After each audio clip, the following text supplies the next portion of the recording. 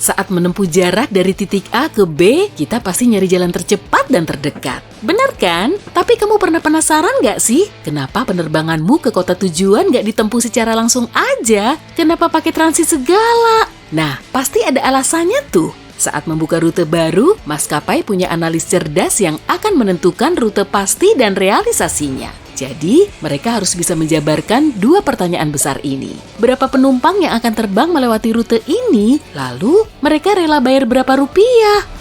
Tergantung dari kedua faktor inilah, maskapai akan bisa membuka rute baru sebagai pengganti rute lama. Jarak berkaitan erat dengan bahan bakar, dan bahan bakar berkaitan dengan duit. Kalau tiketnya nggak cukup laku, ya percuma aja dong. Jadi nggak cuma penumpang aja yang mau penerbangannya cepat sampai, pihak maskapai pun nyari cara yang paling efisien. Karena waktu adalah uang. Tapi kok aneh ya, kenapa sih orang nggak mau terbang dari B ke A aja, maunya selalu dari A ke B?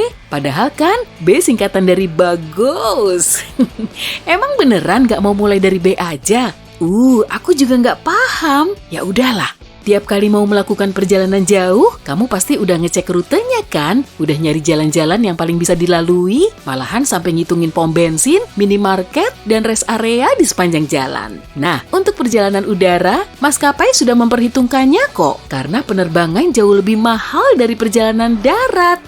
Sebelum pesawat mengudara, kru sudah membuat rencana penerbangan. Rencana ini kemudian diunggah ke komputer pesawat untuk menginformasikan seluruh rute antar kota. Perjalanan pesawat harus sesuai dengan rute ini, meskipun rute lain juga ada. Kecuali kalau situasinya mendesak, rute lain tersebut digunakan sebagai rencana B, C, dan D. Tentu pilot nggak bisa asal-asalan menerbangkan burung besi yang berisi ratusan penumpang tanpa rute alternatif kan? Maskapai punya rute utama dan rute alternatif untuk mengantisipasi masalah cuaca atau gangguan lain yang mungkin terjadi.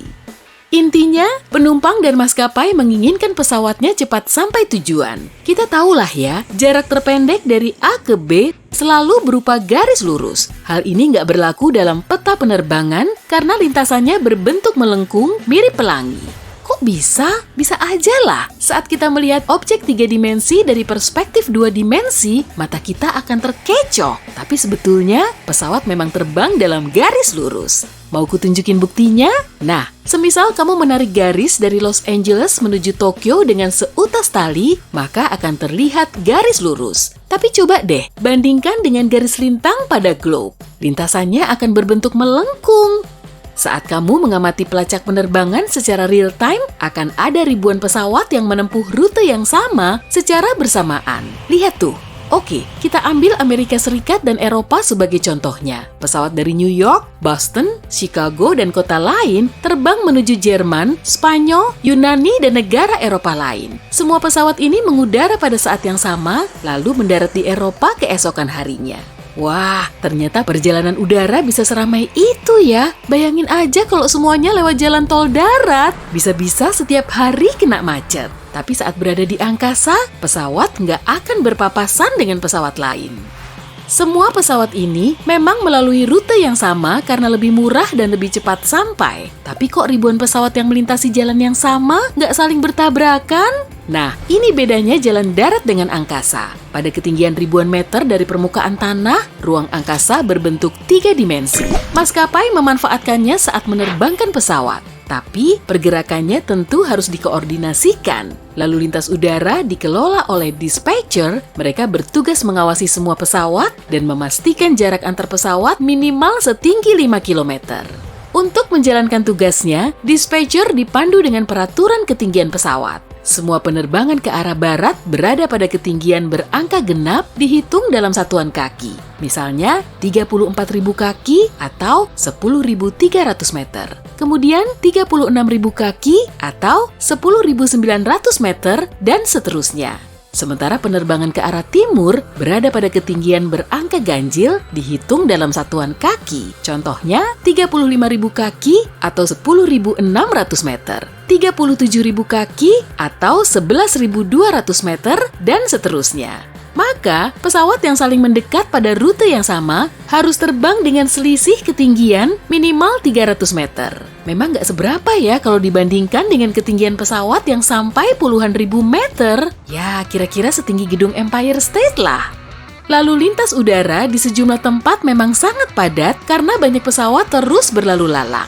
Tiap kali memasuki area super padat ini, pesawat harus mengikuti rute khusus. Meski begitu, di zona yang lumayan lengang pun masih ada ribuan pesawat. Agar bisa melintasi udara dengan aman, tiap pesawat harus mengikuti rutenya sendiri, bahkan ada namanya loh. Seabrek alat bantu juga dikerahkan agar pesawat tetap berada di jalurnya. Di darat juga terdapat alat bantu navigasi bernama Fixed Navigational Aids atau disingkat NAVAIDS. Alat ini mengirimkan sinyal radio ke udara agar bisa diterima oleh pesawat. Ada juga titik acuan berupa kawasan geografis yang ada di bumi. Titik acuan ini dimuat dalam sistem GPS dan pesawat harus mematuhinya. Jadi sederhananya, rute pesawat dilewati dengan terbang dari satu titik acuan menuju titik lain sebagai tempat tujuan. Oke, balik lagi ke pelacak penerbangan global. Kamu tahu kan, pesawat jarang terbang di atas samudra dan perairan luas, terutama Samudra Pasifik. Beberapa memang masih melintasi Pasifik, karena mau gimana pun juga, sebagian orang perlu pergi ke Hawaii. Tapi lazimnya, pesawat terbang mengelilingi Pasifik, bukan melintasinya.